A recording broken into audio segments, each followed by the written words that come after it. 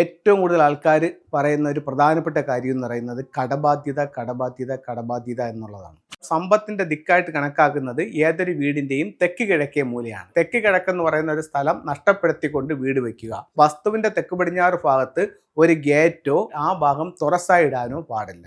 ഇതൊക്കെ സാമ്പത്തികമായിട്ടുള്ള പ്രശ്നങ്ങൾ വീട്ടിലുണ്ടാക്കാനായിട്ട് കാരണമാകും. അപ്പോൾ ഒരുപാട് ആൾക്കാർ സാമ്പത്തികമായിട്ട് ഒത്തിരി ബുദ്ധിമുട്ടിക്കൊണ്ട് നിൽക്കുന്ന ഒരു കാലഘട്ടത്തിലൂടെയാണ് നമ്മൾ കടന്നു പോകുന്നത്. ഇവിടെ സാമ്പത്തികമായിട്ട് ഇപ്പം ഒരു വീടിൻ്റെ വാസ്തുദോഷങ്ങൾ മൂലവും സാമ്പത്തിക പ്രശ്നങ്ങൾ ഉടലെടുക്കാം. അപ്പോൾ അങ്ങനെയാണെങ്കിൽ ഒരു വീട് വയ്ക്കുമ്പോഴോ നിലവിലുള്ള വീടിലോ കടബാധ്യത വരാതിരിക്കാനും സാമ്പത്തിക അഭിവൃദ്ധി ഉണ്ടാവാനായിട്ടും എന്തൊക്കെ കാര്യങ്ങൾ ശ്രദ്ധിക്കാം എന്നുള്ളത് നോക്കാം. ഒന്ന്, വീട് പണിയുമ്പോൾ ഒരു കാരണവശാലും തെക്ക് പടിഞ്ഞാറ് ഭാഗത്ത് വസ്തുവിൻ്റെ തെക്ക് പടിഞ്ഞാറ് ഭാഗത്ത് ഒരു ഗേറ്റോ അല്ലെന്നുണ്ടെങ്കിൽ ആ ഭാഗം തുറസായിടാനോ പാടില്ല. രണ്ട്, അതേ സിസ്റ്റം തന്നെ വീട് ചെയ്യുമ്പോൾ വീടിൻ്റെ തെക്ക് പടിഞ്ഞാറ് ഭാഗത്ത് ഒരു കാർ പോർച്ചോ, വീടിൻ്റെ തെക്ക് പടിഞ്ഞാറ് ഭാഗത്ത് ഒരു സിറ്റ് ഔട്ടോ, വീടിൻ്റെ തെക്ക് പടിഞ്ഞാറ് ഭാഗത്ത് പ്രധാന വാതിലോ അല്ലെങ്കിൽ വീടിൻ്റെ തെക്ക് പടിഞ്ഞാറ് ഭാഗം ഒഴിച്ചിട്ടുകൊണ്ട് വീട് വയ്ക്കാനോ പാടില്ല. അടുത്തത് മൂന്നാമത്തെ കാര്യം എന്ന് പറയുന്നത് സൗത്ത് ഈസ്റ്റ് കോർണർ, അതായത് ഫുങ്ഷോ പ്രകാരം സമ്പത്തിന്റെ ദിക്കായിട്ട് കണക്കാക്കുന്നത് ഏതൊരു വീടിന്റെയും തെക്ക് കിഴക്കേ മൂലയാണ്. ഈ തെക്ക് കിഴക്കേ മൂല മിസ്സിംഗ് ആകാൻ പാടില്ല. മിസ്സിംഗ് ആകുന്ന എങ്ങനെയാണ്?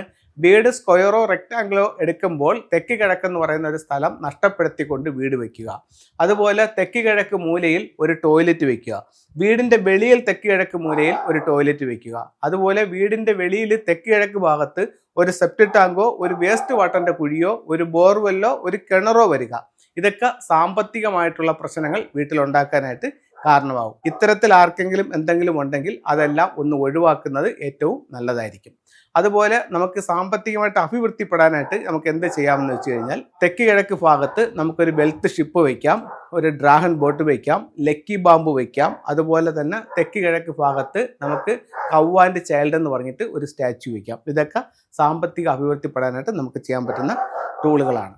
ഇനി ഫംഗ്ഷനിലെ ചില ടൂളുകൾ പരിചയപ്പെടുത്താം. ഇതൊരു 5 എലമെന്റ് പഗോഡ എന്ന് പറയുന്നൊരു ടൂളാണ്. 5 എന്ന് പറയുന്ന ദോഷത്തിന് പരിഹാരമായിട്ട് ഉപയോഗിക്കാം. പേരിനും പ്രസിദ്ധിക്കും വേണ്ടി സൗത്തിൽ വിക്ടറി ഹോഴ്സ് വയ്ക്കാം. ശരിക്കും കസ്റ്റമേഴ്സിനെ നമ്മുടെ സ്ഥാപനത്തിലേക്ക് കൊണ്ടുവരാൻ വേണ്ടിയിട്ട് മെയിൻ ഡോറിലോട്ട് നോക്കി നമുക്കൊരു ലക്കി ക്യാറ്റ് വയ്ക്കാം. 2026 സംബന്ധിച്ചിടത്തോളം ഏറ്റവും നല്ല ഒരു വെൽത്ത് സിമ്പലായിട്ടാണ് ഇതിനെ കണക്കാക്കുന്നത്. ഇത് സൗത്ത് ഈസ്റ്റ് കോർണറിൽ സ്ഥാപനത്തിലായാലും വീട്ടിൻ്റെ സ്വീകരണ മുറിയിലായാലും വയ്ക്കാവുന്നതാണ്. അപ്പോൾ എല്ലാവർക്കും എല്ലാ സൗഭാഗ്യങ്ങളും ഉണ്ടാവട്ടെ എന്ന് പ്രാർത്ഥിച്ചുകൊണ്ട് നിർത്തുന്നു. നന്ദി, നമസ്തേ.